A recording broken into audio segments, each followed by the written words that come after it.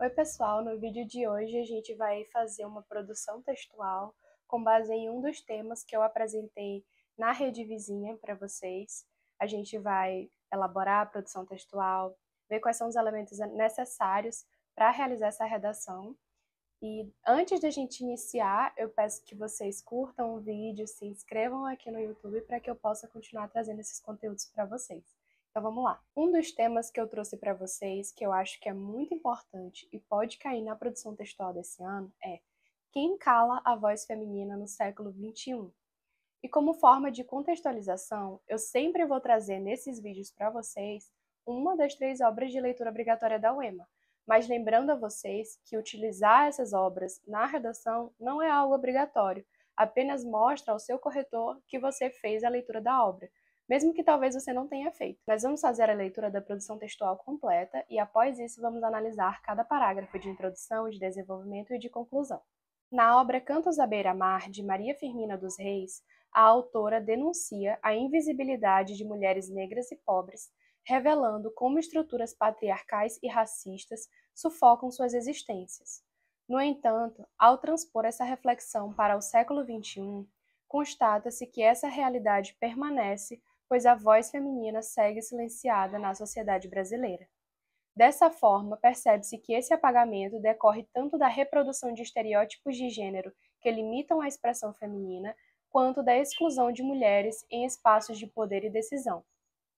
Nesse contexto, o silenciamento se manifesta pela permanência de estereótipos que reduzem a mulher a papéis de submissão e passividade, visto que a indústria cultural e a mídia reforçam padrões estéticos irreais e associa-se o feminino à fragilidade, que consolida o imaginário restrito sobre a mulher. Por exemplo, na obra O Segundo Sexo, Simone de Beauvoir afirma que a mulher é construída culturalmente como o outro em relação ao homem, ou seja, é concebida como dependente e inferior dentro de uma lógica patriarcal.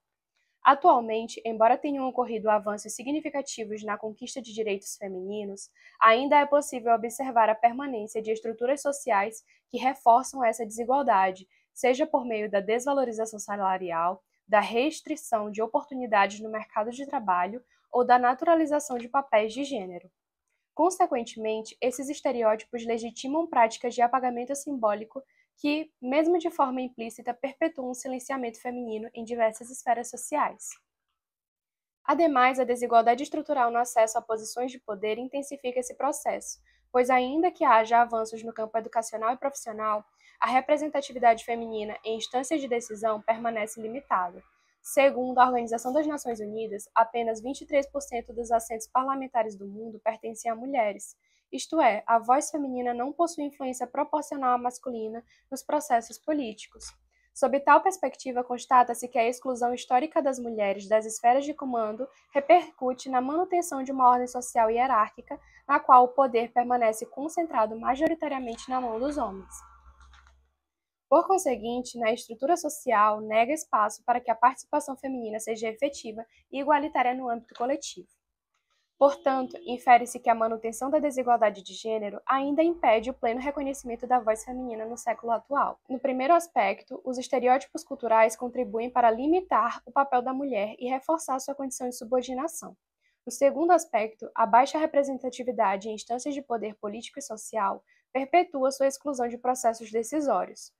Desse modo, à semelhança do que expressa Maria Firmina dos Reis, compreender mecanismos que silenciam a mulher é essencial para romper com heranças patriarcais e consolidar uma sociedade efetivamente democrática. Bom, pessoal, parece que ficou um pouco longa, mas cabe dentro de uma produção textual, tanto que eu coloquei aqui as imagens de como ficaram os parágrafos para vocês verem aí proporcionalmente o tamanho da introdução, do desenvolvimento e da conclusão. No primeiro parágrafo, que foi o parágrafo de introdução, eu primeiro trouxe a contextualização, como eu falei para vocês. Nesse primeiro parágrafo, aqui nos vídeos, eu sempre vou trazer as obras de leitura obrigatória. Então, nesse caso, eu trouxe Cantos à Beira-Mar, Maria Firmina dos Reis. Primeiro eu trouxe essa contextualização. Após isso, eu precisei conectar essa contextualização com o tema proposto para eu poder posteriormente apresentar a minha tese. Então, um período foi apresentando a contextualização, o outro foi conectando com a minha tese, com o que eu vou apresentar, e o último período foi a apresentação das minhas 2 teses. No segundo parágrafo e no terceiro, que são os de desenvolvimento, eu começo com um tópico frasal, apresentando a primeira tese. Após isso, eu faço uma analogia a alguma área do conhecimento. Nesse caso, no primeiro parágrafo de desenvolvimento, eu falei sobre a obra O Segundo Sexo, e no segundo, eu trouxe um dado estatístico da ONU. Após isso, eu vou justificar esse dado, eu não posso deixar esse repertório solto, eu preciso comprovar, argumentar, criticar, e após isso eu vou concluir ou então trazer uma consequência sobre essa crítica que eu fiz. No parágrafo de conclusão, a gente faz uma retomada do tema. Por essa razão, eu iniciei falando sobre a desigualdade de gênero que impede o reconhecimento da voz feminina, né? O tema proposto foi quem cala a voz feminina.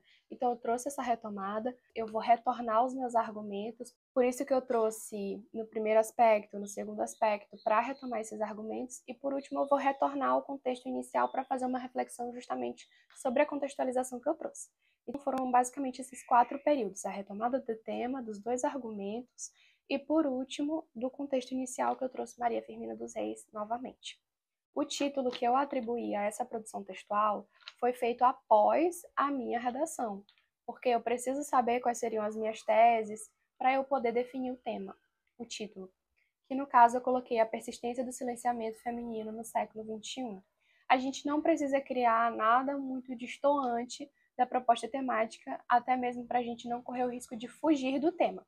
Bom, pessoal, lembrando que não existe modelo de redação pronto, não existe uma fórmula para você seguir, mas existe uma linha de raciocínio e aquilo que você precisa saber necessariamente, os conhecimentos base e seguir os critérios de correção que estão no edital. Eu espero que vocês tenham gostado desse vídeo, não esqueçam de compartilhar e até o próximo.